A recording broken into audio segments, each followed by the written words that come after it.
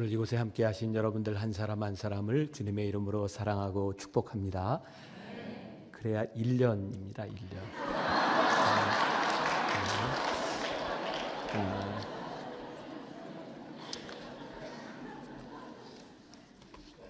이번 기간 여러분들과 함께 이 크리스찬 베이직, 신앙의 기본으로 이런 제목으로 큰 주제로 말씀을 나누게 될 텐데요. 오늘 첫 시간이니까 조금 오리엔테이션이 필요할 것 같아요.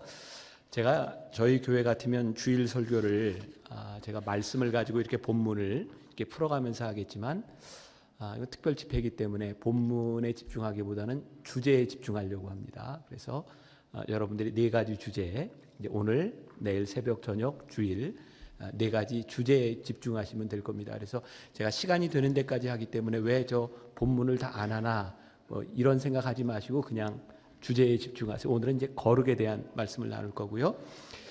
오늘 제가 원고를 이렇게 만들어서 가져왔는데 잘못 가지고 왔어요. 지금 나올 때. 그래서 거룩하고 예배하고 좀 바뀌었는데 제가 하나님의 은혜를 이렇게 경험하기 전에는 제가 이렇게 실수한 것에 대해서 당황할 때가 많았습니다. 그런데 요즘은 하나님이 왜 이렇게 실수하게 하셨을까를 생각할 때가 많이 있습니다.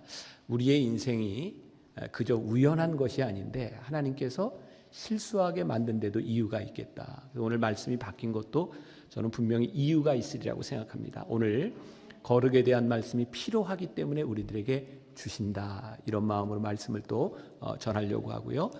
그리고 오늘부터 여러분들과 함께 4시간 이렇게 나누는 말씀은 제가 목회를 하면서 저희 굉장히 중요한 그런 분기점이 되는 시기가 있었습니다. 그건 제가 몸이 많이 아팠던 때입니다. 몸이 아파서 이제 설교도 하지 못하고 참 힘들 때, 그리고 제가 내일 모레 시간이 되면 제 이야기를 조금 하겠지만 40대 초반에 저는 이렇게 구급차에 실려가면서 처음 이렇게 죽음을 생각해야 됐던 그런 힘든 때가 있었어요. 그때 하나님께서 저에게 목회를 다시 한번 이렇게 돌아보게 하셨습니다. 그리고 아마 여기 있는 교인들 또 목회자라면 다 그런 생각을 할 거예요. 설교를 많이 하는데 어쩌면 10년, 20년 설교를 해도 저 교인은 저렇게 변하지 않나. 그런 생각들, 또 여러분들 입장에서 보면 목회자를 바라보면 왜 우리 목사님은 저렇게 변하지 않을까라고 생각하는, 아무리 말씀을 들어도 변하지 않는 그런 교인들, 제 모습을 바라보면서 성경을 다시 보기 시작했어요. 저 늘 성경 보죠. 설교 준비하느라. 근데 오늘 하나님께서 저에게 주셨던 도전이 설교 준비하러 보는 성경이 아니라 너를 위해서 성경을 봤으면 좋겠다. 그래서 창세기부터 다시 말씀을 보기 시작했습니다. 그때 저에게 굉장히 큰 깨달음이 왔어요. 그래서 그 한 해에 크리스찬 베이직이라고 하는 주제를 가지고 52주 설교를 한 적이 있습니다. 그 중에 4개의 주제만 가지고 왔습니다. 그래서 오늘부터 나누려고 하는 이 말씀은 우리의 신앙의 좀 기본을 다시 한번 생각했으면 좋겠다 하는 말이에요. 저는 레디컬이라고 하는 말을 굉장히 좋아합니다. 급진적인. 우리가 말씀대로 살면 우리들의 삶이 틀림없이 급진적으로 변하게 됩니다. 그래서 그런 급진적인 아주 레디컬한 말씀을 좀 나누려고 하니까 마음의 각오를 단단히 좀 하시고, 또 2년 전인데요. 저희 교회에 한 젊은 부부가 등록을 하게 되었어요. 저는 이제 새가족들이 이렇게 등록을 하면 한 달이나 2달 단위로 이렇게 애찬을 하는 시간들이 있는데, 제가 애찬을 하면 교인들에게 이렇게 묻습니다. 분당에 여러분들 알만한, 혹시 분당은 다 아시죠? 네. 우리나라에서 제일 살기 좋은 곳? 네. 대개 분당 살다 천당 가는 건 아시죠? 네. 분당이 그런 곳입니다. 특히 한국에서는 요즘 분당을 바이블 벨트라고 할 만큼 분당에 사는 사람들의 거의 50%가 크리스찬입니다. 그리고 여러분들 들으면 알만한 유명한 교회들이 분당에 많이 있습니다. 분당은 신도시이기 때문에 사람들이 이렇게 이사를 오고 이사를 나가는 비율도 많이 있는데, 사람들이 이사를 오면 교회를 정할 때, 요즘 여기 미국 사람들 비슷할 거예요. 한 교회를 그냥 바로 정하지 않습니다. 여러 교회를 다녀봅니다. 소위 말하는 교회를 이제 쇼핑하죠. 이렇게 처음 오면 교회를 이렇게 다녀봅니다. 그리고 어느 교회를 다닐지 결정해요. 근데 그 젊은 부부가 저희 교회에 등록을 해서 어떻게 교회에 오게 되었느냐 이렇게 물었더니 아주 인상적인 대답을 했습니다. 자기가 분당에 이사를 와서 교회를 이렇게 다니면서 하나님께 이런 기도를 했답니다. 하나님, 제가 어떤 교회를 가든지 예배 시간에 말씀을 들을 때 제 마음이 아주 불편해지는 교회가 있다면 그 교회를 다니게 해주세요. 그러던 어느 날 저에게 왔을 때 예배를 드리고 말씀을 듣는데 그 마음이 불편하더랍니다. 그래서 등록을 했대요. 제가 그 이야기를 듣고 그 다음 주에 우리 교인들에게 설교 시간에 이렇게 얘기했습니다. 여러분, 오늘 말씀을 듣다 여러분들의 마음이 심히 불편해졌으면 좋겠습니다. 여러분 잘 생각해 보세요. 우리는 그동안 신앙생활을 하면서 이렇게 은혜 받았다는 말을 참 많이 사용했습니다. 오늘 은혜 받았어. 여러분들은 어느 때 은혜 받았다는 말을 많이 하나요? 어떤 말씀에 은혜를 받았다는 생각이 드나요? 되게 그런 거 아니에요? 야, 오늘 목사님 말씀이 어쩌면 내 생각하고 똑같아. 내 마음에 쏙 들어. 우리는 내 마음에 들 때 그것이 은혜라고 생각할 때가 종종 있었던 것 같습니다. 그래서 은혜로운 말씀을 아무리 들어도 우리는 변하지 않습니다. 왜? 내 마음에 드는 것만 듣기 때문이죠. 어느 날 저에게 찾아온 아주 레디컬한 생각이었습니다. 은혜는 내 마음에 드는 말씀을 통해 나에게 찾아오는 것이 아니라 그 말씀이 나를 심히 불편하게 할 때 말씀으로 인하여 내 삶이 변화되기 시작할 때 그것이 진정한 은혜다. 그래서 저는 오늘 여러분들에게 이렇게 도전하면서 시작합니다. 이번 기간 몇 시간의 말씀을 여러분들이 들을지 모르지만 그 말씀이 여러분들을 불편하게 할 수 있기를 간절히 소원합니다. 그 불편함은 하나님의 말씀이 우리 안에서 부딪히고 있다고 하는 증거니까 그 불편함 가운데 내가 하나님 앞에 어떻게 변화되는가, 그것이 은혜임을 고백할 수 있으면 좋겠습니다. 그래서 제가 말씀을 나누는 중에 신앙의 본질적이라고 하는 말과 비본질적이라고 하는 말을 이제 비교하면서 이야기할 때가 종종 있을 겁니다. 물론 제가 얘기하는 것이 진리다, 저는 이렇게 생각하지 않습니다. 하나님의 말씀을 보는 여러 가지 시각이 있지만 적어도 우리 신앙인들이 이렇게 말씀을 보고 이해했으면 좋겠다, 이것을 여러분들과 나누려고 하는 거예요. 오늘의 주제는 거룩입니다. 뭐라고요? 예, 거룩. 좋습니다. 제가 지난주에 워싱턴에서 집회를 하고 왔는데요. 뭐 이제 지나왔으니까 또 만날 일 없을 리가 하는 얘기인데 그 교인들이 이렇게 반응이 없어요. 근데 여러분들을 보니까 참 좋네요. 네, 오늘 말씀의 주제가 끝까지 이렇게 갑시다. 예, 좋습니다. 예. 거룩을 우리들이 잘못 이해하는 유사한 거룩이 있고 본질적인 거룩이 있습니다. 우리가 오늘 이 본질적인 거룩에 대한 이야기를 하려고 하는데요. 제가 수년 전에 저에게 일어났던 기적이 하나 있었습니다. 그 기적 이야기를 해드릴까요, 말까요? 네, 여러분들이 그렇게 원하면 제가 이렇게 해드릴게요. 여러분들 보기보다 제가 나이가 들어 보이나요? 안 들어 보이나요? 네, 좀 젊어 보이죠? 네. 제가 지금 이제 50대 중반을 넘어서 이제 56살인데, 물론 그렇게는 안 보이겠지만 제가 이제 56이에요. 저에게 있어서 이렇게 제 몸이 이게 늙는구나라고 이렇게 느낌이 왔던 그런 시점이 있습니다. 저에게는 한 50 그 어간이었던 것 같아요. 그전엔 몰랐는데요. 이렇게 50 이렇게 넘어갈 무렵에 이렇게 늦가을이 되면 몸이 가렵더라고요. 그전엔 몰랐어요. 몸이 가렵고 건조해지더라고요. 그래서 이렇게 긁으면 허연 게 떨어져요. 안 그러세요? 이렇게 안 그런 것처럼 이렇게 공감이 잘 안 되세요. 네. 그래서 이제 그때부터 저는 이제 바디로션을 바르기 시작했는데 그전에는 바디로션을 안 발랐었어요. 어느 날이었는데 아침에 이제 샤워를 하고 이렇게 바디로션을 바르려고 하는데 다 떨어졌어요. 그래서 제가 아내한테 바디로션 좀 갖다 달라 그랬더니 새 거를 누가 미국에서 선물을 한 것 같아요. 보니까 뭐 향도 제가 쓰던 거하고 비슷하고, 그래서 이제 바르고 그날따라 제 아내가 안 하던 서비스를 제 등에까지 이렇게 바디로션을 이렇게 발라줬어요. 그래서 이제 밖에 나가서 이렇게 하루 종일 다니는데 바디로션이 계속 이렇게 촉촉하기도 하고 좀 끈적끈적하기도 하고 그런 느낌. 근데 이제 저녁에 들어와서 샤워를 하는데 물을 틀었는데 기적이 일어났어요. 제 몸에서 거품이 나기 시작했어요. 눈치채셨어요? 네.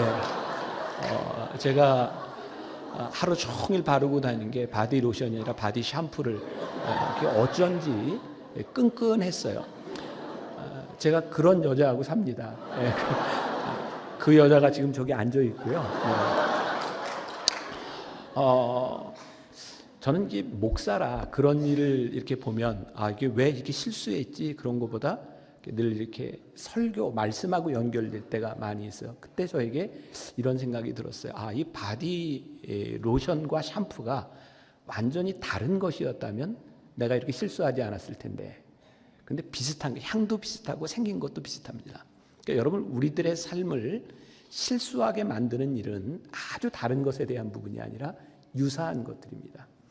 우리의 신앙을 흔드는 것은 선과 악에 대한 문제가 아닙니다. 우리들이 신앙생활을 하면서 우리를 아주 곤란하게 하는 것들은요, 선과 악에 대한 문제가 아니라 최선과 차선에 대한 문제고요. 신앙의 본질적인 것과 유사한 것들이 우리를 잘못된 길로 인도할 때가 많습니다. 특별히 거룩이라고 하는 주제에 있어서도 우리들이 무엇이 거룩인지를 본질적으로 우리들이 알아야 거룩함이 우리들에게 살아나는 거죠. 근데 왜 거룩함이 왜 중요하냐? 하나님께서 우리들에게 분명하게 말씀하신 것이 있어요.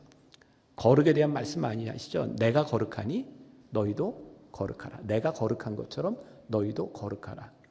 어쩌면 우리 크리스찬의 아이덴티티를 말하는 가장 중요한 단어 하나를 딱 꼽으라면 저는 어쩌면 그것이 거룩일지 모른다고 생각해요. 그러니까 거룩은 하나님이 거룩한 것처럼 우리들이 거룩해야 되는 크리스찬의 아이덴티티입니다. 그런데 세상이 우리를 바라보며 거룩하다고 말을 하나요? 또 여러분들이 서로의 믿음의 공동체를 바라보며 저 사람 거룩하다 이렇게 이야기를 하나요? 우리는 거룩을 생각할 때 아주 거룩과 비슷한 것들을 떠올릴 때가 많이 있습니다. 과연 이 거룩은 무엇인가? 제가 한 가지 더 이야기를 할게요. 여러분들은 이제 미국에 사시니까 잘 모르겠지만 아직도 한국에는 그 영어에 대한 그런 그 못 이룬 꿈 이런 것 때문에 자녀들 미국으로 보내고 그 영어 교육하는데 굉장히 많은 그 심혈을 기울이죠. 어떤 아파트에서 있었던 일입니다. 미국에 오래 사셨지만 한국의 아파트 아시죠? 네, 아파트에는 요즘 다 고층이니까 엘리베이터가 있습니다.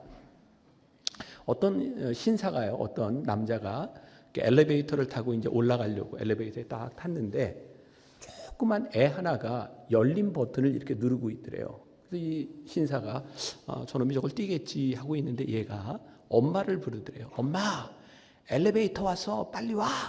근데 엄마가 안 오는 거예요. 얘가 계속 그 열린 버튼을 누르고 있어요. 그러니까 이 사람이 이제 기분이 상한 거예요. 애가 참 버릇이 없구나, 매너가 없구나. 근데 애가 또 엄마를 부르니까 엄마, 엘리베이터 왔다니까. 근데 엄마가 막 뛰어와요. 그러더니 엄마가 아이를 혼내기 시작하는 거예요. 엄마가 뭐라 그랬어? 그렇게 하지 말라 그랬지. 그 순간 그 사람이 야, 그래도 엄마는 애를 교육을 잘 시키나 보다 이렇게 생각을 하고 있는 거예요. 엄마가 뭐라 그랬어? 너 엘리베이터가 뭐야? 엘리베이터. 그리고 애를 혼내는 거예요. 그때 이 사람이 가졌던 기대가 무너지는 거죠. 여러분 그런 생각하지 않습니까? 이게 굉장히 여러분도 굉장히 반응이 격하네요. 네.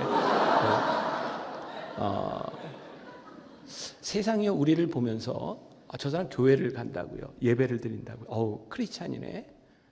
근데 우리의 언어 한마디에 우리의 모습 하나를 보면서 기대가 완전히 무너져버립니다. 저는 그 중심에 거룩이 있다고 생각하거든요. 세상은 우리들에게 원하는 거룩함이 있습니다. 근데 세상이 우리를 바라보면서 그 거룩함이 깨어져 버리는 것. 우리 크리스찬들을 향한 두 가지 종류의 기대가 있습니다. 하나는 하나님께서 우리들에게 가지는 기대입니다. 거룩해라. 세상이 우리들에게 가지는 기대가 있습니다. 거룩했으면 좋겠다.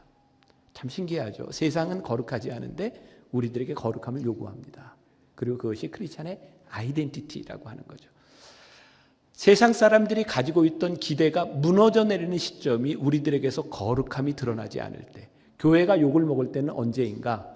거룩함이 사라졌을 때 교회는 세상에게 손가락질을 받습니다. 여러분 거룩하게 산다고 하는 것이 힘들죠. 어려운 일입니다. 저에게는 아주 잊을 수 없는 기억이 하나 있는데 전 지금까지 살아오면서 이렇게 뭐 싸움을 해보거나 뭐 때리고 맞거나 이런 것들을 거의 안 해본 사람입니다. 학교 다닐 때도 이렇게 맞아보지 않았고 때리지 않았고 저는 군대도 장교로 갔으니까 별로 맞아보지 않았고 그렇게 산 사람이에요. 제가 기억에 남는 딱 한 번의 싸움이 중학교 3학년 때 제 짝꿍하고 싸운 거였어요. 저희 아버지가 목사님입니다. 전 평생 태어나면서부터 교회를 다녔던 사람이고요. 목사 아들. 제가 다녔던 중학교는 미션 스쿨입니다.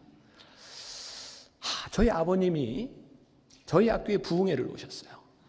그래서 우리 반 아이들뿐만 아니라 모든 선생님들이 저를 알아요. 누구 아들. 저희 아버님이 굉장히 유명한 목사님이었습니다. 믿으셔야 합니다. 진짜입니다. 진짜예요. 네. 유명한 분이었어요. 유명한 부흥사 하셨어요. 저희 아버님이 다녀가고 모든 사람이 저를 목사 아들로 아는 겁니다. 저는 목사 아들로 사는 게 행복하지 않았습니다. 왜냐하면 나는 목사 아들이기 때문에 늘 하지 말아야 되는 것이 많았어요. 그런데 제 마음에 확 불을 지른 게 제 짝꿍이, 그 상황은 기억이 안 나요. 그런데 그런 거였어요. 제 짝꿍이 저에게 그랬어요. 너 목사 아들이 왜 그래? 정말 뚜껑이 확 열렸어요. 그래서 제가 그때 주먹질 처음 했습니다. 주먹으로 그 친구의 머리를 때리면서 야, 이 새끼야, 목사 아들은 사람 아니야? 저는 그 아이보다 못하지 않았습니다. 저 그래도 모범생 소리를 들었던 사람입니다. 근데 목사 아들이 왜 그래? 그게 저에게 견딜 수 없었어요. 목사 아들은 사람 아니야? 저에게 제일 힘들었던 거, 제가 은혜를 체험하기 전에 제가 신앙인으로서 제일 힘들었던 건 교인이 예수를 믿는 사람이 이렇게 살아가야 된다는 것이었습니다. 그 기대, 그것이 저에게 제일 힘든 일이었습니다. 아마 오늘 예배를 드리는 여러분들 가운데 얼마나 많은 사람이 예수를 믿는 것이 신나는 일이다.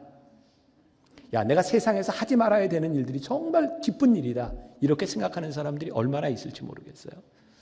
전 가끔 남자들한테 그런 얘기합니다. 요즘도 제가 이제 남자들 성경 공부하고 있는 기간인데 남자들한테 그래요. 여러분, 이렇게 은혜 받는 거 너무 두려워하지 마세요.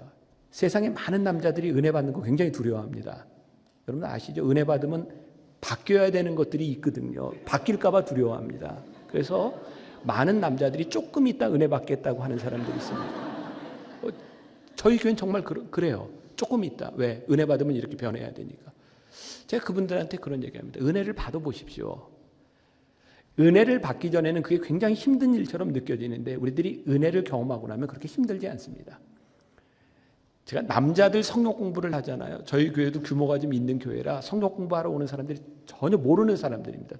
그룹핑을 해놓고 성경 공부 시작하면 처음 만나본 남자 7, 8명을 한 테이블에 묶어놨다고 생각해요. 얼마나 분위기가 싸하겠나. 그런데요, 한 주만 지나잖아요. 남자들이 말을 하기 시작하는데 여자보다 훨씬 더 말이 많습니다. 끝나지 않습니다. 전 굉장히 놀란 것 중에 하나가 세상 방식으로 살아가면 우리들이 거룩하게 하나님의 백성으로 살아가는 것이 굉장히 힘들다고 생각하는데 우리들이 거룩함 속에 들어와 보면 그렇게 힘든 일이 아닙니다. 문제는 우리들이 하나님의 은혜와 거룩함이 우리들에게 없기 때문에 그 살아가는 게 굉장히 힘든 거죠. 저는 이제 몸이 굉장히 아프고 하면서 제가 1년을 안식년을 가진 적이 있어요. 저 제주도에서 안식년을 가졌거든요. 1년 동안 안식년을 하는데 제가 제주도에 이렇게 집 전세를 얻어가지고 주일마다 비행기를 타고 설교를 하고 그리고 가서 이렇게 쉬고 주중에 쉬고 주일날 이렇게 설교를 하고 저를 보고 있던 그 제주도에 사는 어떤 교인이 저희 그런 얘기해도 목사님 왜 인생을 그렇게 힘들게 사세요? 제가 그랬어요. 이렇게 살아봤냐고. 얼마나 신나고 재밌는 일인지 아니면 그냥 노는 게 아니라 주일은 설교하면서 놀아요. 전혀 공감이 안 되는군요. 평신도들이라. 여러분 우리들이요 삶을 살아가는 것을 세상적인 가치로 우리들이 잴 수 있는 게 있고 세상적인 가치로 살 수 없는 인생이 우리들에게 있다고요. 거룩은 세상적인 가치에서 이루어지는 것이 아니라 우리들이 하나님의 사람으로 살아가며 우리들에게 일어나는 일들.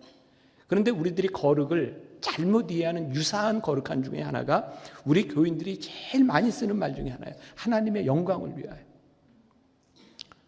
내가 돈 버는 거 하나님의 영광을 위하여. 내가 직장에서 잘 되는 건 하나님의 영광을 위하여. 내 자식이 잘 되고 내 자식이 좋은 학교 가는 거 하나님의 영광을 위하여. 그래서 우리는 영광과 거룩이라고 하는 말로 우리들을 참 멋지게 포장하는데 사실은 그것이 우리들의 욕망일 때가 참 많은 거예요. 그래서요, 우리들은 하나님의 영광과 거룩이라고 이야기하는데 옆에 보면 다 드러납니다. 그게 얼마나 자기 욕망이고 얼마나 추잡한 일인지가 드러납니다. 근데 자기만 하나님의 영광이라고, 이게 거룩함이라고 포장할 때가 참 많이 있죠. 여러분, 사람들이요, 정말 이것을 구별하지 못하고 살아가는 사람들이 있죠. 여러분, 혹시 이제 이단으로 이제 판명이 됐으니까 이제 징역도 살게 되는 이재롱 목사라고, 만민교회 혹시 기억하시나요? 그 오래전에 그런 일이 있었어요.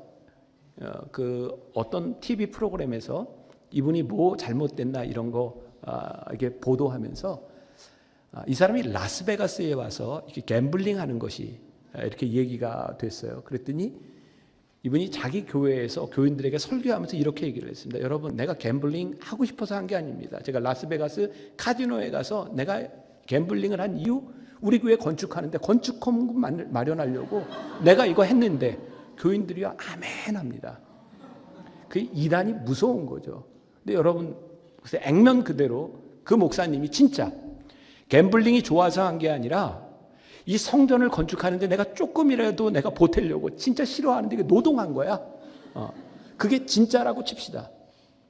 그런데 하나님의 속성이, 하나님의 거룩하심이 갬블링에서 딴 돈을 가지고 성전을 지어야 될 만큼 하나님이 그러신 분인가? 우리가 하나님을 제대로 이해한다면 우리들의 거룩함이 무엇인지를 우리들이 판단하게 되는데, 우리들이 교회 안에서 일어나고 있는 비도덕적인 일들, 흔히 이런 일들이 많이 있어요. 교회 건축하면서 교회 장로님들, 목사님들 때로는 이렇게 불법적인 일들이 이렇게 합법적으로 포장이 되고, 어쩌면 이게 아무도 모르고 지나갔어. 하나님이 살아계셔. 근데 저는 하나님이 교회를 지을 때 불법적으로 지으시는 분은 아니라고 생각하거든요. 그런데 우리는 나에게 유익이 되는 일을 하나님의 역사하심이라고 생각할 때가 많이 있죠. 여러분, 하나님의 역사하심과 사단의 유혹은 정말 동일하게 나타납니다. 하나님의 역사하심을 경험하면 우리들에게 거룩함이 나타나는데, 사단의 유혹을 우리들이 거룩함으로 착각하면 우리들의 욕망들이 정말 많이 드러나요. 이 거룩함은 우리들에게 굉장히 중요한 일이고요. 오늘 본문 말씀 제가 다 이제 풀어가지 않는데 잘 아는 이야기죠. 이사야라고 하는 선지자가 있어요. 하나님이 그를 쓰시고자 해요. 근데 이사야가 자기를 보니까 나는 하나님 쓰임 받을 만한 사람이 아니야. 근데 어떤 일이 일어나요? 거룩하다, 거룩하다, 거룩하다. 스랍들이 나타나서 거룩하신 하나님을 찬양할 뿐만 아니라 그의 입술을 찢어서 그를 거룩하게 만드셔서 하나님이 쓰십니다. 우리가요, 거룩한 존재는 아닙니다. 저와 여러분들 가운데 평생을 살아가며 우리들이 하나님 앞에서 내가 거룩할 수 있다, 저는 그렇게 믿지 않습니다. 저부터 우리는 그렇게 거룩하게 퍼펙트하게 지어진 존재도 그런 능력이 있는 사람들도 아닙니다. 그런데 우리들이 한 가지 할 수 있는 게 있습니다. 거룩하신 하나님과 동행할 수는 있어요. 여러분들 거룩을 이해할 때 꼭 기억하셨으면 좋겠어요. 이 거룩은 우리들의 존재가 거룩함으로 완전해질 수 있다고 하는 것이 아니라 거룩하신 하나님과 동행할 수 있다는 것이다 라고 저는 생각해요. 그리고 이 거룩함에 대한 이야기를 하면서 그 영어 단어로 blameless라고 하는 말을 제가 책에서 본 기억이 나는데, blameless가 뭐냐면 욕먹지 않는다 이런 말이잖아요. 누가 욕먹지 않아요? 하나님이 욕먹지 않는 것이 거룩입니다. 여러분, 그러면 오늘날 교회 때문에 하나님이 욕먹는 일이 있어요. 그렇지 않습니까? 세상 사람들이 교회를 바라보면 하나님을 욕하는 거예요. 거룩함이 훼손되는 겁니다. 우리가 신앙생활을 해요. 특히 교회 안에서 지금 우리 미국 안에 이민교회들이 싸우고 갈라지는 교회들이 얼마나 많습니까?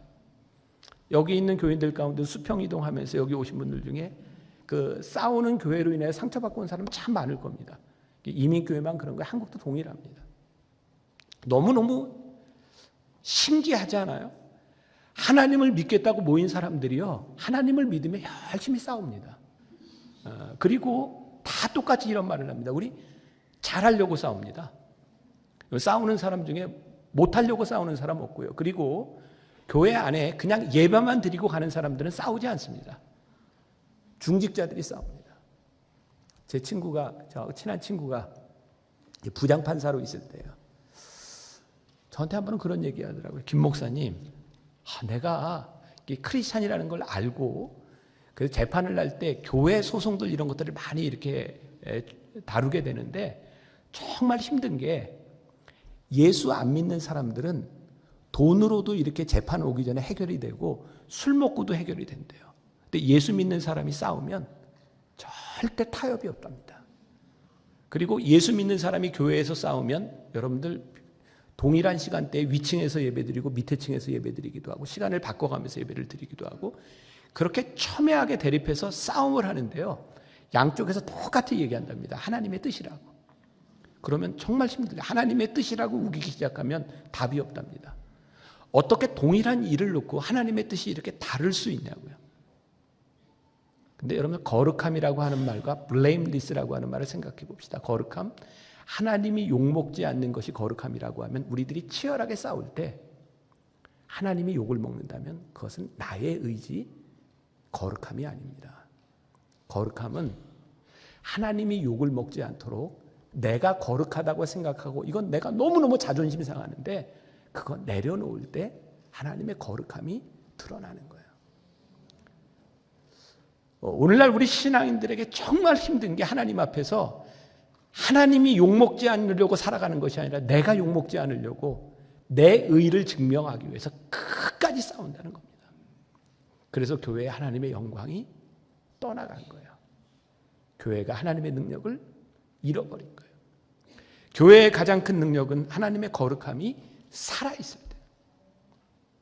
저는 이번 집회를 마치고 나아가면서 초대교회로부터 이 뉴욕과 뉴저지와 이 미국 사회에 교회의 거룩함, 하나님의 영광이 회복될 수 있기를 간절히 소원합니다.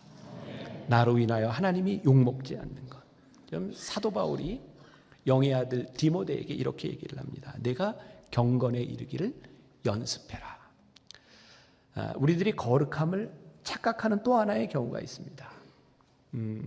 이제 창립 30주년 기념 부흥회라고 하는 걸 보니까 지난 34년 동안 매년 가을에는 부흥회가 있었을 것 같아요.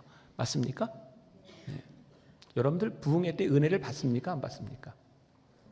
특별한 일이 아닌 이상 은혜를 받지 않겠습니까? 정말 특별한 일이 아닌 이상. 지금 생각해 보세요. 내가 여러분들이 이 교회를 얼마나 다녔는지 모르지만 매년 받았던 은혜를 생각하면 내가 지금 성인이 돼 있어야 되잖아요.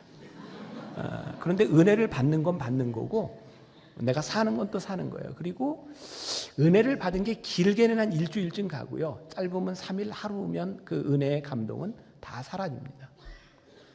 여러분 꼭 기억하세요. 사도 바울이 영의 아들 디모데에게 네가 경건에 이기를 연습해라 그랬어요. 네가 경건에 이르도록 한 번에 은혜 받아라 하지 않고 연습해라.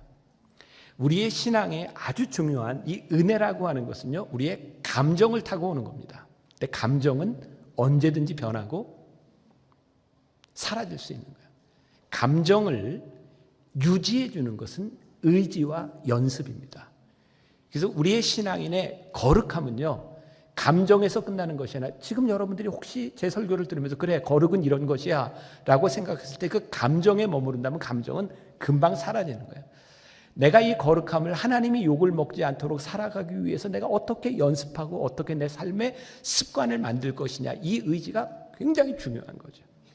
예를 들자면 우리들이 결혼을 할 때 결혼 서약을 해요. 결혼식 몇 번 합니까 평생에? 같은 사람하고 한 번 합니다. 요즘 이렇게 2번, 3번도 할 수 하는 분들이 있죠. 근데 결혼을 한 번 합니다. 그런데 결혼식이 한 번으로 끝났지만 그 결혼식을 끝까지 가기 위해서 우리들이 서약을 합니다. 그 중에 하나가 또 서약의 징표로 반지를 이렇게 교환하죠. 저도 반지를 꼭 끼고 다닙니다.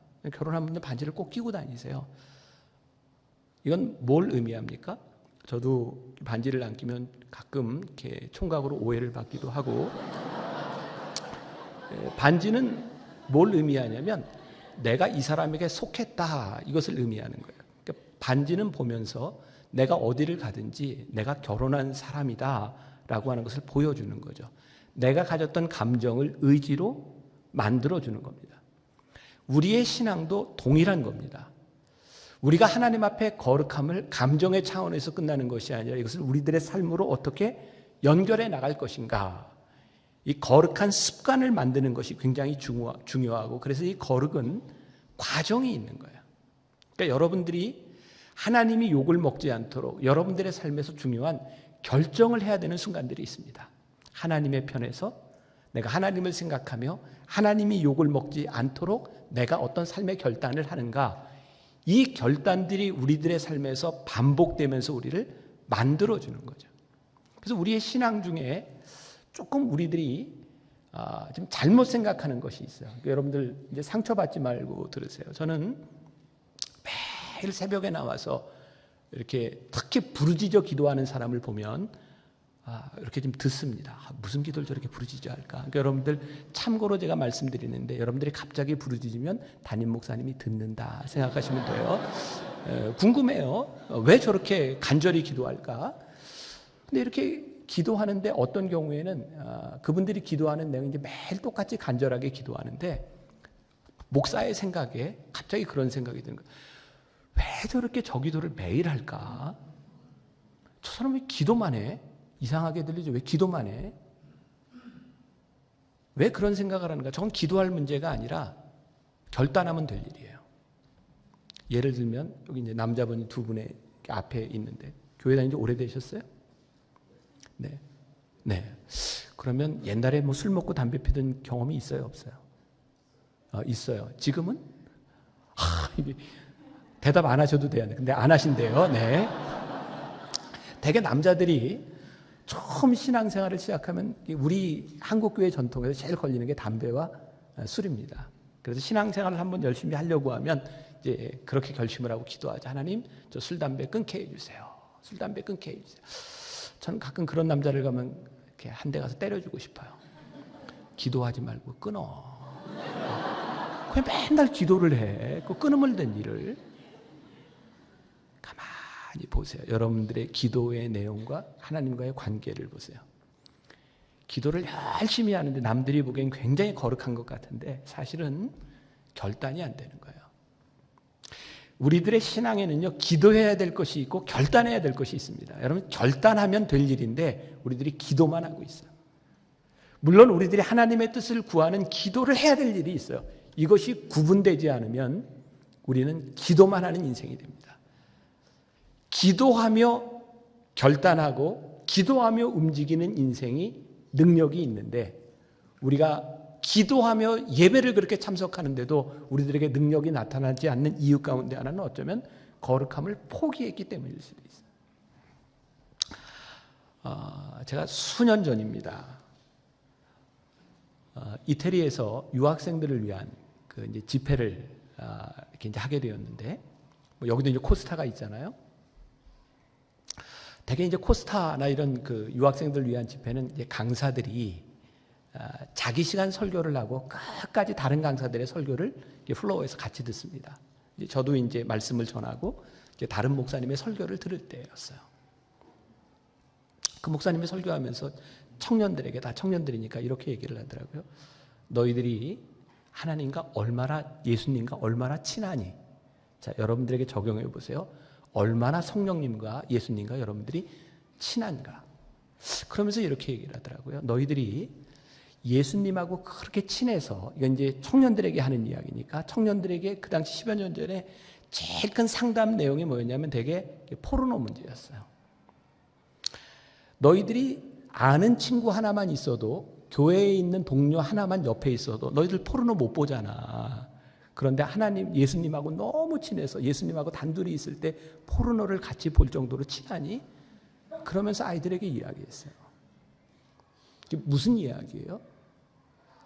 우리들이 믿는 사람 하나만 있어도 우리는 거룩하게 살아가는 것이 무엇이고 우리들의 행동이 조심해야 될 것인지 무엇인지 우리들이 알아서 조심하는데, 우리는 예수님하고 단둘이 있는 순간에, 사람들이 아무도 없는 순간에 우리들은 하나님을 의식하고 살아가는가 그렇지 못하느냐에 대한 문제죠. 사실 우리의 거룩함은 사람들이 있을 때 나타나는 것이 아니라 아무도 없을 때의 모습이 나아요. 아무도 보지 않을 때. 그러면서 그 목사님이 유학생들에게 이렇게 도전했습니다. 여러분들 마음속에 성령님 계십니까? 그때는 제가 이제 은혜 체험도 하고 진짜 목회 열심히 할 때였어요. 근데 저도 설교를 듣는데 당신의 마음속에 성령님이 계십니까? 그 물음에 제가 쉽게 예스가 나오질 않더라고요. 제가 그날 정말 예배당 바닥에 무릎 꿇고 통곡하며 울었어요. 제 안에 하나님 계십니까? 성령님 제 안에 계십니까? 그 다음 주에 제가 우리 교인들과 주일 예배 설교하면서 그렇게 물었습니다. 똑같이 여러분들 안에 성령님 계십니까? 그리고 그 주간에 저희 교회에서 그 당시에 중국 연변에 그 뚜레스디아스라고 하는 영성훈련을 중국에 이제 할 때였어요. 이제 몇 년째 하고 있을 때였는데 영성훈련을 인도하다 중국 공안에게 걸렸습니다. 그래서 중간에 이렇게 쫓겨나야 되는, 추방돼야 되는 상황이었어요. 근데 비행기를 타고 가야 되니까 며칠을 머물러야 됐고요. 우리 교회 팀들은 연변에 이제 처음 온 사람들이 이제 시장에도 구경하러 나가고 하는데 저는 뭐 늘 오던 데니까 혼자 숙소에서 쉬겠다 그랬어요. 그랬더니 저희 장로님 한 분이 저에게 중국 돈을 이렇게 주면서 목사님 쉬는 동안 요 밑에 내려가서 발 마사지를 받고 그리고 쉬라 그러더라고요. 낮에 저 혼자 그 호텔 밑으로 들어갔더니 여러분 중국 규모가 굉장히 크잖아요. 사우나 이렇게 목욕탕에 들어갔는데 저 혼자였어요. 그래서 목욕을 하고 거기 있는 직원한테 발 마사지 하는데 어디냐 그리고 이제 물어봤더니 안내를 해주더라고요. 근데 이렇게 위층으로 올라가는데 이렇게 좀 어두컴컴한 데로 이렇게 가요. 그래서 방 하나를 저에게 소개해 주는 거예요. 방을 열어봤더니 거기에 침대가 놓여져 있고 TV도 하나 걸려 있어요. 그리고 결정적인 건 요즘 젊은 사람들은 잘 모를 텐데 여러분들 옛날에 정육점에 가면 그 정육점 불빛 기억나세요?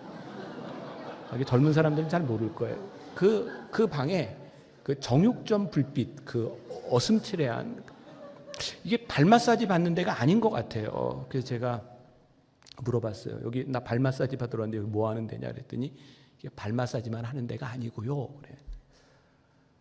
그때 제 마음에 정말 거짓말처럼 이렇게 영상이 이렇게 스치고 가는데요. 첫 번째가 예수님의 모습이었어요. 그리고 우리 교인들의 모습이 제 머리에 스쳐 지나갔어요. 제가 빨리 나가게 해달라. 나 여기 온 사람 아니니까 나가게 해달라고. 그리고 그 주일날 제가 와서 교인들에게 설교하면서 우리 교인들에게 이렇게 얘기했습니다. 여러분, 저 같은 목사한테 설교 듣고 있는 거 행복한지 아시라고. 우리 교인들은 아멘을 하더라고요. 근데 제가 왜 그런 얘기 했는지 아세요? 교인들에게 그랬어요. 제가 그 정육점 불빛 아래서 첫 번째 생각난 게 예수님 얼굴이고 그 다음에 여러분들 얼굴이 생각나더라고요. 그래서 내가 너무너무 감사했다고. 여러분, 죄송해요. 그 정육점 불빛 아래서 처음 내 가슴에 생각난 것이 예수님과 교인들이었던 거. 여러분, 그런 목사에게 설고 있는 거, 듣고 있는 거 행복한 줄 알라고. 진짜 제가 그랬어요. 감사했어요. 그 순간 제 마음에 주님의 모습이 스치고 지나간 게 너무 감사했어요. 거룩은요, 우리들의 삶 가운데 순간순간에 우리들의 삶의 결단을 요구할 때도 있고요. 우리들의 삶에 선택을 해야 되는 순간들이 있어요. 기독교 역사를 통해 보세요. 하나님이 택하신 사람인데 거룩이 상실되면 더 이상 하나님이 쓰시지 않아요. 목회자가 여기서 설교를 하는데 말씀을 전하는데 거룩함이 상실되면 더 이상 이 강단에서 힘있게 말씀을 전할 수 없는 거예요. 우리가 양심에 화인 맞지 않는다면 우리들이 어떻게 거룩함을 상실하고 그렇게 강력하게 얘기할 수 있을까요? 다시 이야기합니다. 저나 여러분들이나 실수하지 않을 수 있다거나 우리들이 거룩한 존재라고 이야기하는 것이 아니에요. 우리가 거룩하신 하나님과 동행하면서 우리들이 부족하고 때로 넘어질 수 있지만 그 순간순간에 우리들에게 생각나는 것, 우리들의 하나님의 거룩하심을 입고 살아가기 위해서 내 삶에 생각나는 것, 그것이 우리들에게 연습되고 결단되기 시작하면서 우리들에게 만들어지는 그 거룩함이 우리들에게 있어야 되는 거죠. 거룩함은 우리를 굉장히 불편하게 만들어줍니다. 기억하세요. 거룩하게 사는데 여러분들의 삶이 불편하지 않다면 어쩌면 우리들이 거룩하게 살지 않는다는 의미일지도 몰라요. 저는 5년 동안 미국에서 공부를 했습니다. 우리 아이들이 어렸을 때 공부를 했고요. 우리 아이들이 한번 방학 때 한국으로 나간 다음에 미국에 들어와서 미국 학교를 이렇게 방학 동안 다닌 적이 있어요. 그때 굉장히 인상적이었던 게 우리 아이들이 크리스찬 스쿨을 잠깐 다녔는데 아이들이 학교를 가면 컴퓨터를 이렇게 가면 딱 키는데 그 컴퓨터 모니터에 이런 글귀가 있답니다. God is watching you. 하나님이 너를 지켜보고 계신다. 그걸 보고 아이들이 컴퓨터를 켜게 한다는 거예요. 굉장히 되게 인상적이었습니다. 그래서 제가 그 얘기를 듣고 저희 교회 이제 장로님들, 지금은 이제 저희 교회 장로님들 방이 없는데 그 당시 장로님들 방이 있을 때요. 장로 선교회 회장님하고 장로님들 모아놓고 저는 이제 감동받으면 하니까 우리 장로님들 방에도 God is watching you. 이걸 한번 이제 걸어놨으면 좋겠습니다. 그래서 이제 그걸 걸고 기도하고 그러고 내려갔어요. 얼마 지났는데 장로 선교회 회장님이 저에게 이렇게 얘기했다. 목사님, 그거 띄면 안 되나요? 그래서 제가 왜요? 그랬더니 불편해요. 불편해요. 하나님이 우리를 지켜보고 계시면 불편합니다. 여러분들이 크리스찬으로 살아가는데 여러분들의 삶이 불편하지 않다면 하나님과 동행하지 않는다는 증거입니다. 불편한 것이 당연한 일입니다. 거르기라고 하는 것은요, 우리들이 또 왜곡하는 경우들이 있는데, 이건 제가 이렇게 쓴 문장이지만 너무 좋아요. 그래서 이걸 여러분들한테 알려드릴까요, 말까요? 그렇게 또 원하시면 제가 이렇게 알려드릴 텐데, 여러분들이 이제 한 3일 동안 저하고 설교를 들으면서 느끼겠지만 제가 잘난 척을 굉장히 많이 합니다. 그러니까 참고해서 제가 잘난 척을 앞으로도 계속 할 거다. 근데 한번 우리 교인이 저에게 그런 얘기를 했어요. 우리 교인들은요, 저를 닮아서 잘난 척을 참 많이 합니다. 자기들끼리 그런데 내가 목사님 닮아서 하는데 막 잘난 척하고. 근데 한번 우리 교인이 저에게 목사님은요 잘난 척을 해도 밉지를 않아요. 저한테 그러더라고요. 그러면서 잘난 사람이 잘난 척하면 미운데 목사님이 잘난 척하는 건 안 미워요. 제가 이게 지금 욕인지 아닌지 이게 잘 모르겠는데 저는 잘난 척하는 게 밉지 않은 사람입니다. 자, 이제 제가 이렇게 썼지만 참 괜찮아요. 여러분들이 기억했으면 좋겠어요. 거룩에 대해서 제가 이런 정의를 한번 내려봤어요. 남을 의식하는 거룩은 위선이고 남을 배려하지 않는 거룩은 독선이다. 이런 거 써서 외워도 좋은데 아무도 안 쓰시는군요. 이거 꼭 기억하세요. 인생 살아가면서 신앙생활하면서 남을 의식하는 것은 위선이고요. 남을 배려하지 않는 거룩은 독선이에요. 근데 우리 교회 안에 참 많이 드러나는 거룩을 가장한 위선과 독선이 있어요. 그러니까 예수님이 이 땅에 오셔서 제일 많이 질책하셨던 그룹이 누구예요? 바리새인들, 사두개인들, 서기관들. 그들을 예수님이 뭐라고 질책하셨어요? 위선자라 그랬어요. 위선자. 그들은 성경에 대해서 율법에 대해서 해박한 지식을 가지고 있었고요. 그들은 안식일을 꼬박꼬박 지키는 사람이었고요. 그들은 구제 헌금과 11조를 하는 사람이었습니다. 근데 예수님이 그들을 향해 위선자다 이렇게 말씀하셨어요. 그렇게 생각한다면 오늘 평일날 부흥회까지 온 우리들에게서 이 위선의 모습이 얼마든지 드러날 수 있는 거예요. 여러분들 가운데 어떤 사람은 누구를 의식하기 때문에 여기에 나와 있는지 몰라요. 하나님의 마음을 잃어버린 누군가에게 우리들의 모습을 드러내려고 하는 위선들은요, 사람들에게 많은 상처를 주기도 해요. 독선? 교회에서 여러분들 지금 미국 교회가 지금 다음 세대 영어 회중 우리 자녀들을 잃어버린 것들에 대해서 굉장히 많이 고민들을 합니다. 물론 언어에 대한 그런 문제들 참 많을 텐데 저는 우리 교회에서도 그런 얘기해요. 그러니까 제가 여기서도 할 수 있다고 생각해요. 교회를 떠나간 많은 자녀들은요, 부모들의 위선 때문에 떠나가고 교회의 위선 때문에 떠나간 자녀들이 많습니다. 모르겠어요. 저는 언어에 대한 문제보다 우리의 신앙의 모습들이 자녀들에게 위선적으로 보인 적이 너무너무 많다고 생각해요. 그리고 우리 어른 세대의 신앙을 가지고 나의 거룩함을 유지하기 위해서 다른 사람들을 상처받게 하고 다른 사람들을 배려하지 않는 거룩이 우리들에게 참 많은 거예요. 예를 들어볼까요? 우리들 세대에 생각하는 거룩함의 표징들이 있어요. 예배 시간에는 이런 옷을 입고 이런 자세를 하고 이렇게 지켜야 되고, 세대마다 좀 다른 부분이죠. 제가 만나교회에서 처음 청년 사역을 할 때였어요. 청년들과 함께 이렇게 부흥을 경험했던 그런 세대인데, 지금은 너무나 보편화되어 있는 이런 예배, 여러분 주일 낮 예배 시간에도 이런 밴드가 있고 악기를 사용하잖아요. 제가 20년 전에 현대예배 열린 예배라고 하는 책을 써서 제가 논쟁의 중심에 섰던 사람이에요. 예배를, 주일날 예배를 현대적인 예배로 좀 바꿔보자라고 하는 것 때문에, 여러분 20년 전만 해도 교회에서 드럼을 쓰고 일렉기타를 주일 낮에 쓰는 거 굉장히 큰 논쟁거리였습니다. 여러분 지금 굉장히 자연스러운 그 일들이, 제가 청년 사역을 하면서 이제 교회 예배를 막 바꿀 때였어요. 저는 예배를 드리면서 청년들을 깨워야 된다고 생각했어요. 자, 제가 이제 처음에 얘기한 거 기억하세요. 여러분들 마음이 좀 불편해질수록 좋다. 누군가는 불편할 수도 있어요. 제가 청년 예배를 드리면서 오후에 예배를 드리는데 진짜 힘들었던 게 뭐냐면, 20년 전입니다. 예배를 드리는데 그때는 다 이렇게 종이 있었어요. 땡, 우리 다 같이 묵도합시다. 오후 2시 반 예배를 드리는데 땡 치고 묵도하면 아이들이 약간 잠이 들어요. 약간. 그리고 이제 교동문도 하고 이렇게 찬송도 부르고, 그 다음에 대표 기도가 딱 시작이 되면 이제 그때 잠이 들면 예배가 끝날 때까지 못 깨요. 그래서 제가 그때 생각에, 이 아이들을 깨워야 되겠다. 그래서 이제 그 당시에 묵도를 없앴고 대표 기도를 없앴어요.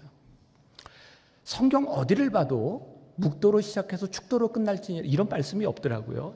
내일 예배에 대한 이야기를 제가 할 때 좀 더 이야기를 할 텐데, 그래서 이 아이들을 예배 가운데 회복시켜야 되겠다는 생각을 하면서 이제 그때 청년 세대가 막 부흥하는데, 그때 이제 찬양팀이 뒤에 서고 주일 낮 예배 때, 지금 여러분 너무 자연스러운 게 20년 전은 그렇지 않았다고요. 찬양을 하던 우리 여자 청년 중에 하나가 그날 노란 물을 들이고 왔어요. 예배를 마치고 나가는데, 그때는 이제 일반 어른들도 같이 예배 드릴 때요, 저하고 이렇게 악수를 하면서 저에게 이렇게 얘기합니다. 목사님, 저렇게 노란 물 들이고 찬양해도 되는 겁니까? 제가 이렇게 얘기를 했어요. 집사님, 저에게 꿈이 있는데요, 다음 주에 빨간 물 들인 애도 하나 섰으면 좋겠습니다. 그때 제 마음에 주일날 오후에 노란 물 들이고 다른 데 가지 않고 찬양하는 게 너무 귀하잖아요. 우리 어른들의 시각에서 보면 어떻게 노란 물 들이고 찬양을 하냐라고 생각하는데, 제가 청년들을 바라볼 땐 저 모습이 귀한 거예요. 찢어진 청바지를 입고 귀걸이를 하고 코걸이를 하고 그 아이들이 예배 드리는 게 너무 귀한 거예요. 이 시간에 이 아이들이 예배 시간에 나와 진짜 빨간 물 들이니 하나 왔으면 좋겠다.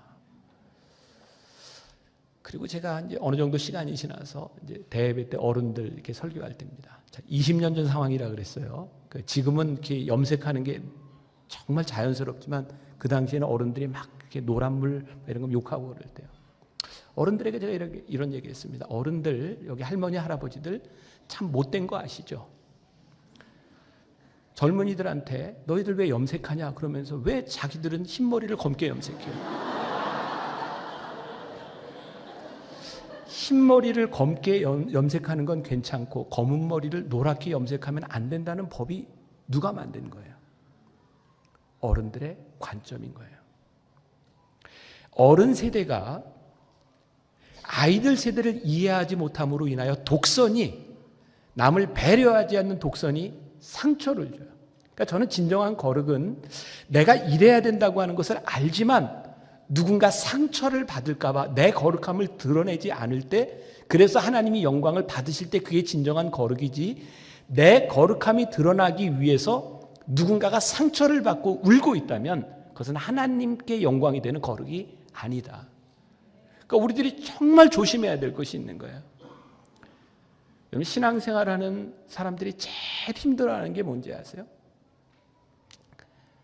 같은 교회를 다니는 며느리가 있는데요, 그 어머니가 교회 권사야. 제일 힘들대요. 왜 그럴까요? 목회자 자녀들 중에 반 정도는 제대로 이렇게 커가지만 반 정도는 아주 빗나간대요. 왜 그럴까요? 우리들이 거룩하다고 하는 우리들의 모습들이 얼마나 독선적인지 몰라요. 그래서 우리들 앞에 이 하나님이라고 하는 이 거룩이 어떤 것인지, 자, 이건 제 고백이기도 한데, 저는 26살에 목사가 됐습니다. 일찍 목사가 됐고 군목을 갔어요. 3년 군생활을 마치고 29살 때 제가 분당에서 개척교회를 했습니다. 상가 건물에서 개척교회를 했는데요. 옛날 개척교회가 다 그래요. 목사가 새벽에 가서 이렇게 문 따고 들어가 새벽 예배 마치면 문 잠그고 나오고. 옛날 교회 상상해 보시면 옛날엔 강단도 컸잖아요. 그리고 뒤에 의자 있고. 되게 목사님들이 새벽에 말씀을 전하면 어디 가서 기도를 하나요? 저 의자에 엎드려서 기도하잖아요. 저도 이제 29살 때 개척해서 그랬다고요. 설교를 마치고 이제 엎드려서 기도를 하는 거예요. 한참을 기도하고 이제 제가 이제 뒤를 돌아보는 거죠. 사람들이 다 갔나 안 갔나. 다 가야 제가 문 잠그고 나가잖아요. 근데 이제 되게 이렇게 사람들이 다 가면 저는 문 잠그고 나가면 되는데 가끔 보면 기도하고 있는 사람이 있어요. 그때는 이제 제가 뒤를 돌아봤다는 건 제 한계 상황에 온 거죠. 그러니까 저는 그때부터 기도가 안 돼요. 그럼 생각해 보세요. 29살 나이에 개척을 해서 새벽에 문을 따고 와서 예배를 드리고 얼마나 졸리겠습니까? 의자에 앉아서 조는 겁니다. 조는데 제일 중요한 건 저 사람이 갈 때 내 모습을 보고 어떤 모습으로 보이느냐. 그래서 아주 거룩한 자세로 잡니다. 이제 전혀 눈치채지 못할 모습으로. 그리고 있다가 뒤를 돌아봐요. 그때까지도 기도하는 사람이 있잖아요. 그러면 미워요. 그만 가지. 나 힘드니까. 근데 그때 제 기억에 제가 29살 때 제가 뭐가 제일 중요하다고 생각했냐면 저 사람들이 보기에 내가 어떻게 보이는가. 요즘 제가 이렇게 살아가면서 가끔 제 아내하고도 그런 얘기하고 난 그냥 목사야. 내가 살아가는 방식이 내가 하는 일이 목사인 거예요. 그러니까 더 이상 내가 누구에게 어떤 모습을 보여야 되는가 지금은 저에게 참 많이 자유로워요. 저는 저희 집은 교회 사택에서 살거든요. 교회 같은 건물에 있어요. 사람들이 저에게 많이 그렇게 물어봅니다. 불편하지 않으세요? 힘들지 않으세요? 제 아내하고 저하고 정말 이렇게 아니요. 왜냐하면 힘들 게 없어요. 왜냐하면 있는 그대로 사니까. 제가 교회에서 사는데 우리 교인들이 나를 보고요 인사 안 할 때가 많아요. 왜냐하면 제가 가끔 반바지로도 내려오고 모자 쓰고 이렇게 운동하러 들어가고 교인들이 저를 보고 저는 모자만 쓰면 못 알아봐요. 잘 못 알아봐요. 그러면 사람들이 생각할 때 불편하지 않냐? 그런데 제가 사람들 보는 거에서 또 꼭 목사의 모습을 유지하려고 그게 이제 자기가 가지고 있는 패턴인 거죠. 그걸 유지하려고 하면 얼마나 힘들겠어요. 그런데 반바지를 입은 것도 나고 넥타이를 맨 것도 나고 여기에 살고 있는 내가 목사야. 그냥 목사로 살면 되는 거예요. 전 정말 제 아내하고 교회에서 살면서 너무너무 해피해요. 왜? 눈이 오나 비가 오나 그냥 내려오면 예배당에. 얼마나 편한지 몰라요. 저에게 주차장이 얼마나 넓은지 몰라요. 이게 내가 위선으로 살아가는 것, 누구에게 보이려고 하는 것이 이렇게 피곤한 일인데 내가 살아가는 모습이 그냥 교인으로 하나님의 사람으로 살아가면 우리들에게 자유함이 옵니다. 전 여러분들의 신앙생활이 정말 기뻤으면 좋겠어요. 여러분들이 하나님을 믿는 이 신앙생활이 여러분들에게 부담이 아니라 예수 믿는 거 이런 거야. 그것이 여러분들에게 기쁨이 되는 거, 그것이 거룩인 거예요. 그래서 거룩은요, 하나님 앞에서 우리들이 거룩한 것인데 우리들 기억해야 될 것이 있어요. 이게 참 어려운 얘기인데 위선적도 되지 말고 독선적도 되지 말아야 되는데 하나님 앞에서 거룩인데요. 이 거룩이 증명되는 건 누구에게서인지 아세요? 사람 앞에서 증명돼요. 어렵죠. 위선도 떨지 말아야 되고 독선적이지도 말아야 되는데 거룩은 하나님 앞에서 이루어지는 것인데 이 거룩이 누구 앞에서 증명돼요? 사람 앞에서 증명돼요. 그러니까 우리들이 하나님 앞에 거룩하게 살지 않으면 절대로 사람 앞에 거룩이 증명되지 않는 거예요. 우리는 위선적일 수 있고 독선적일 수 있어요. 저는 이렇게 표현을 합니다. 거룩은 교양이 아니라 싸움이다. 여러분들이 크리스찬으로서 살아가는 것이요, 거룩은 교양으로 얻어지는 것이 아니에요. 치열하게 이 세상에서 싸워가며 우리들의 모습들이 하나님 앞에 드러나기 시작할 때 그 안에서 우리들에게 주시는 자유함, 이것을 경험하는 것이 우리들에게 신앙이 얼마나 중요한 일일까. 여러분, 오늘 이사야의 이야기를 잠깐 하면, 이사야가 불림을 받았던 때가 우시야 왕이 죽던 해입니다. 우시야 왕은 꽤 괜찮은 왕이었는데 타락해요. 그래서 우시야 왕이 죽던 해에는 이스라엘이 너무너무 힘들었던, 영적으로 타락했던 때입니다. 근데 그때 하나님께서 이사야를 부르세요. 저는 이 말씀을 묵상하다 그런 생각을 했어요. 타락한 시대와 타락한 세상에서 거룩은 빛을 발한다. 전 요즘 한국교회를 바라보면서 저 스스로 이런 생각을 조금 해요. 한국교회가 조금 더 어려워져야 되겠다. 힘들고 어려워져야 그때 거룩함이 드러나고 하나님이 일하시는 것이 드러날 수 있다. 이사야를 보니까 우시야 왕이 죽던 해에 우시야 왕이 교만하여 하나님의 거룩함을 훼손했을 때에 하나님께서 이사야를 부르셔서 하나님께서 사용하시는 것을 보게 되죠. 한국교회, 우리들의 신앙, 가장 무서운 것, 하나님의 영광이 떠나가는 거예요. 거룩함을 잃으면 하나님의 영광은 떠나가는 거예요. 거룩하신 하나님을 만나는 체험, 여러분 성경을 보세요. 거룩한 하나님을 만났을 때 베드로도 주님, 나는 죄인인데 나를 떠나세요. 이사야는 거룩하신 하나님을 만나고 죽을까 봐 두려워했어요. 왜? 자기의 더러운 모습들이 나타났으니까. 자, 오늘 여러분들에게 벌써 시간이 많이 지나갔네요. 늦으면 내일 안 오죠. 제가 짧게 하고 to be continued 이렇게 해야 될 것 같아요.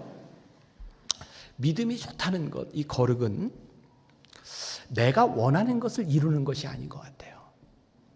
우리가 그동안 하나님의 거룩함을 훼손했던 큰 이유 가운데 하나는, 우리는 교회에서 신앙생활하면서 믿음 좋다는 사람들을 바라보며 그 믿음이 어떤 거였냐면 내가 원하는 걸 끝까지 얻어내는 거였어요.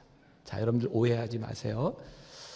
저는 우리들이 신앙생활을 하면서 우리들이 몸이 아플 때 기도하고 병이 낫는 것, 하나님이 우리를 사랑하셔서 주실 수 있는 큰 은혜예요.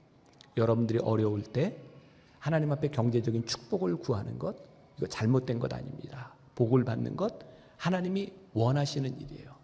그런데 우리들의 신앙이 여기에만 머물러 있으면 우리는 절대로 거룩해지지 못해요. 어느 시점이 되면 진짜 믿음이 좋다는 것은 내가 원하는 것을 얻는 것이 아니라 하나님 앞에서 내가 원하는 것을 포기하기 시작할 때 우리들에게 거룩함이 생기죠. 여러분들에게 굉장히 중요한 팁을 하나 알려드릴게요. 제가 목회하면서 깨닫는 거예요. 초신자들이 간증이 많아요. 초신자들은 전도를 잘합니다. 신나는 거예요. 기도했는데 다 돼. 막 별별 간증을 다 하잖아요. 세상에 주일날 문을 닫았는데 월요일날 2배로 벌었어. 이거 월요일날 2배로 버는 거 불가능하지. 근데 하나님이 축복해서 2배로 벌어서 막 간증을 하고 다녀요. 놀라운 일이죠. 하나님이요, 처음 예수를 믿는 사람들의 기도는 거의 다 들어주세요. 왠지 아세요? 이게 처음 예수를 믿잖아요. 이게 뭐 말씀도 잘 몰라요. 그냥 하나님 좋아서 믿는데 그냥 원하는 거 있으면 하나님께 기도를 하는데 얘는 설명이 안 돼. 몰라. 그러니까 여러분들 애를 키울 때 보세요. 여러분 쬐끄만 애를 이제 막 말 배우고 하는데 이렇게 길가에 가다가 애가 막 떼를 써요. 막 먹을 거 달라고 떼를 써요. 그럼 여러분들 거기서 그 아이를 내리고, 얘야 엄마가 보건대. 이건 합리적으로 맞지 않는 일이거든. 어떻게 길거리에서 이런 걸 이렇게 설명하세요? 아니면 대충 줘서 데려가세요? 대충 줘서 데려가. 왜? 얘는 말귀를 못 알아들어요. 말귀를 못 알아듣는 애한테 말을 해야 소용이 없어요. 그래서 그때는 그냥 남사스러우니까 이렇게 대충 해가지고 데리고 가요. 근데 이 애가 어느 정도 그러니까 나이가 들면서 말귀를 알아듣는데 길거리에서 떼를 써요. 그러면 어떡합니까? 때리죠.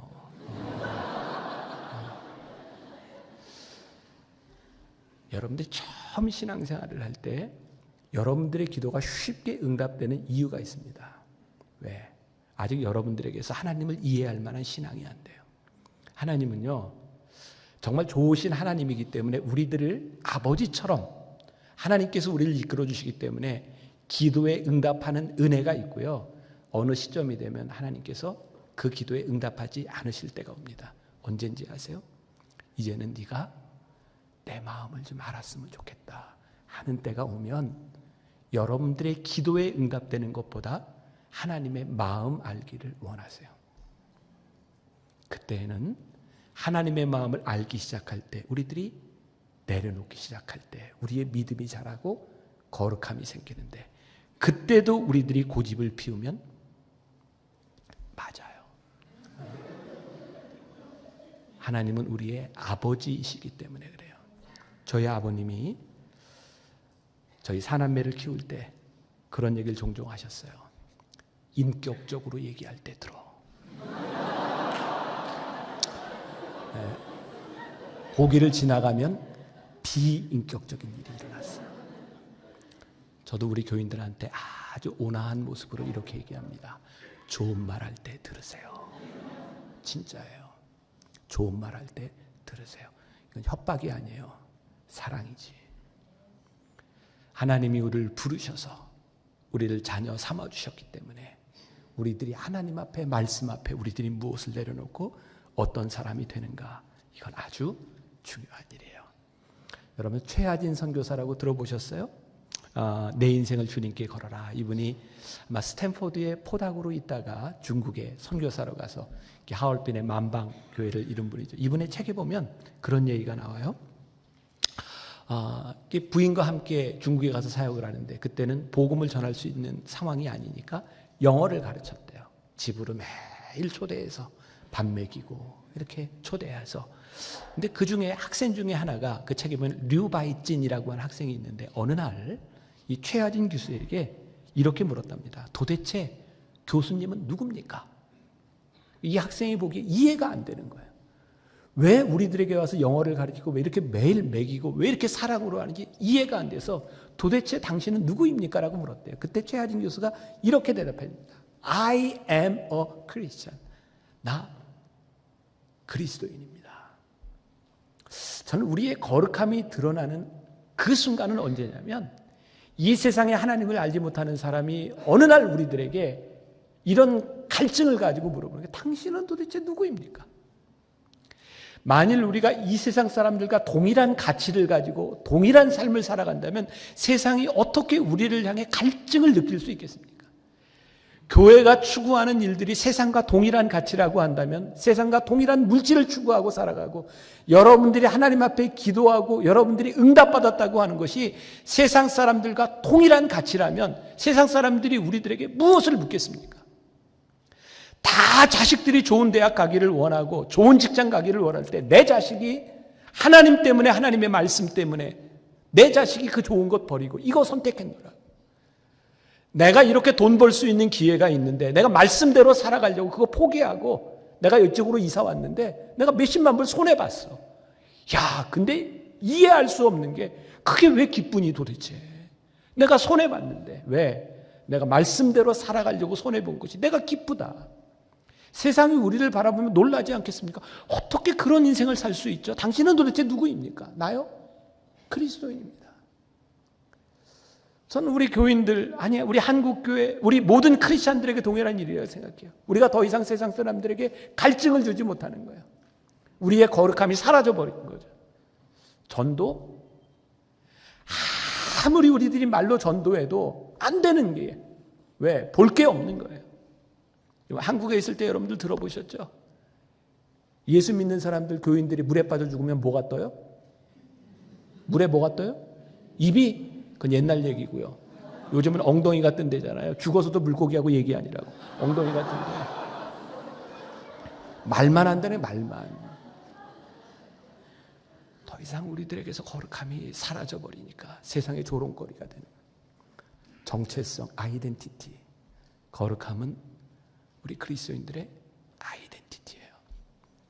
거룩함을 통해 하나님의 영광이 우리들에게 드러나요. 자, 우리들 그렇게 완전한 사람들 아니에요?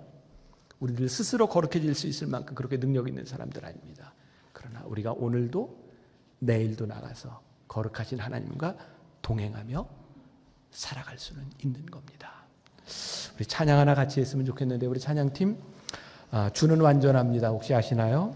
주여 우린 연약합니다. 우린 오늘을 힘겨워합니다. 주 뜻 이루며 살기엔 부족합니다. 우린 연약합니다. 주여 우린 넘어집니다. 오늘 하루 또 실수합니다. 주의 긍휼을 구하는 죄인입니다. 우린 주만 바라봅니다. 이 마음으로 우리 신앙의 고백으로 함께 한번 불러봤으면 좋겠습니다.